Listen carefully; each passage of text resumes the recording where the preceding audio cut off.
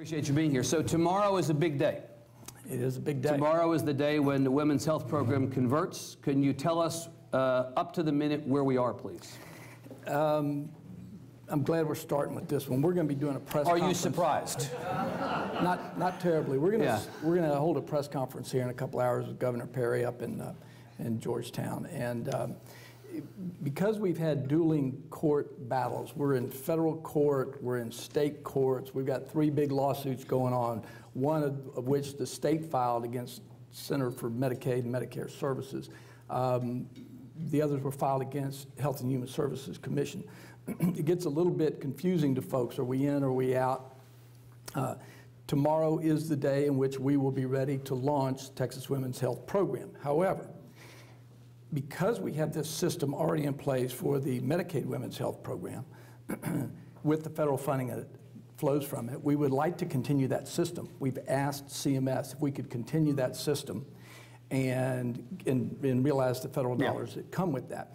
The answer has been fairly guarded, only in that the director for Medicaid has told me that they cannot extend the waiver past the end of the year. Yeah. And that we need at least 30 days to start to notify, as we sometimes say, clients, I call them patients, to notify them of the wind down of the system. We've started some of that, but it was fairly clear in my discussion with her that we would be well underway and completed with that by December 1.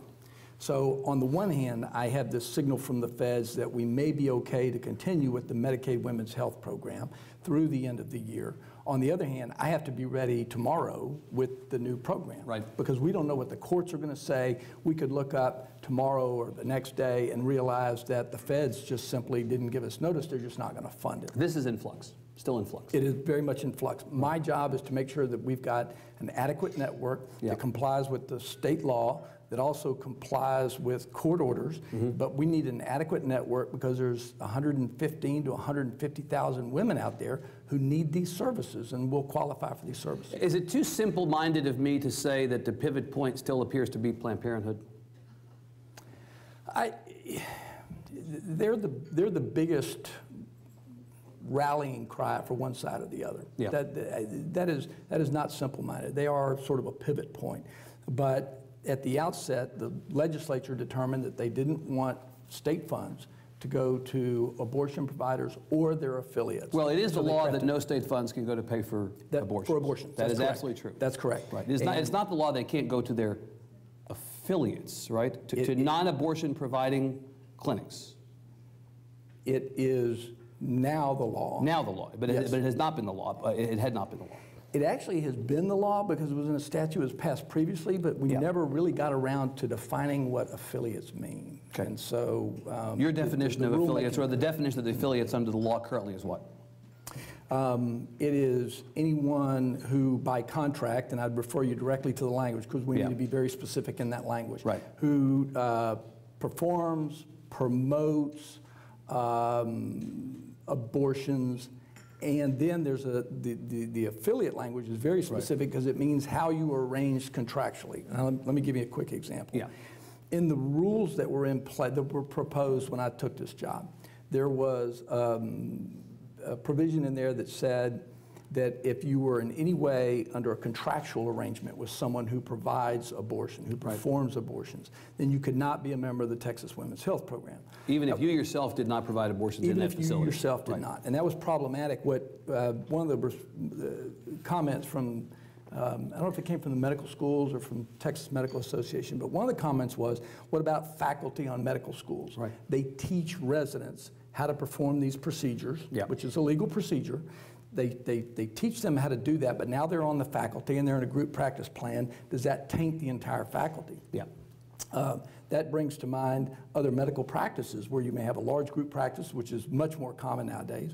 Large group practice where one provider may do it, another provider may not, and so then you take that one who does not perform abortions and say, are we going to let you in the Texas Women's Health Program? Right. The rules that I changed made that very clear, that part of a group practice does not count as an affiliate. We don't look at hospitals where elective abortions occur or performed, but it's in the instance of a severe fetal abnormality in which the fetus has no chance of survival, even with heroic measures outside the womb. But for purposes under the law now, the non-abortion providing clinics that operated under the Planned Parenthood banner would be, we know, are disqualified. That's correct, as I think they're legally structured now. There seems to be some dispute about whether this was something that the legislature, the so-called poison pill question, you know, that if Planned Parenthood is made to remain by the courts in the program, that you're going to scrap the program. That was at least, and I assume that is still the policy of the state right now. Is that correct? It is the so-called poison pill language, or the non-severability clause, which just says that if the courts undo the intent of the state action, which is not to provide funding to affiliates of abortion providers, then the whole thing collapses. I want to clarify something on that, though. I have heard you say and heard the governor say that this is basically the will of the legislature, that the so-called poison pill that you're describing would be essentially just the state following the will of the legislature. I thought that attempt by Senator Dewell to put that into law did not actually pass. So how is that the will of the legislature? It's not that the non-severability is necessarily the will of the legislature, although that was talked about. You're correct. However, if the courts say, we find that what you're doing is unconstitutional or contrary to other state statute or federal statute, then we're going to say that you have to provide funding, you have to include in your program those providers who are affiliates of those who provide abortions, then it negates the intent of the legislation itself, in which case there's no point in having that program. So that is still your policy going forward? That's what will happen. If we are forced by the courts to provide funding to those affiliates, then it negates the effect of the statute to begin with, and so there's no point in having that program. You might as well go back to the Medicaid Women's Center. The advocates for Planned Parenthood have made a point of making the point I'm about to make. I want to give you the opportunity to respond to it directly, that, you know, there were something like 48,000 women who were receiving health services, non-abortion health services, at clinics at which abortions were not provided, were part of the program previously, who will no longer be part of the program. They say what the state is fixing to do is to toss those people to the curb, basically. They'll no longer be able to get health services. What I know the state has said is we are adding providers to the program, and that we're going to basically make good on our promise to provide health to those women. But what they'll say back is those providers say they don't have the capacity to actually take on the additional patients. Many of the procedures that were performed at the previous providers in the program are not available at the new providers, they say. What about that? My job is to make sure we've got an adequate number of providers, and those adequate providers are spread in a good geographical distribution so that we don't have holes of coverage, you know, throughout the state, and then to make sure that those providers have the actual capacity. So far we've got climbing from 3,000 providers across the state willing to participate in the program.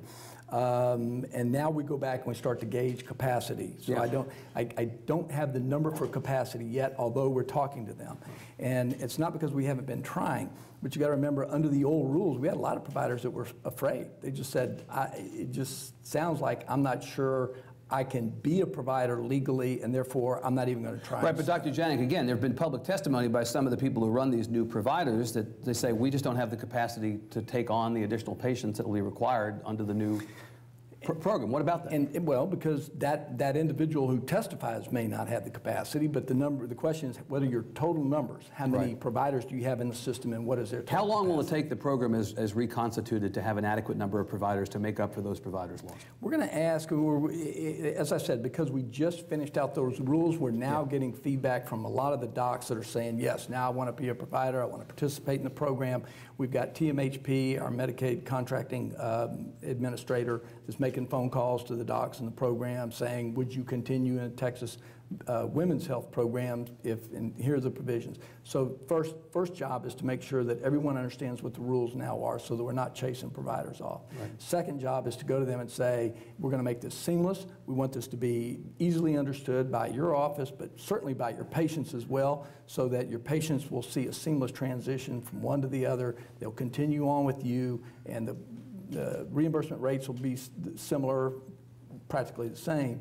So once we get those docs signed up, then we say, okay, now how many do you think you might be able to take in your area? It takes a while to make those calls and gauge that capacity.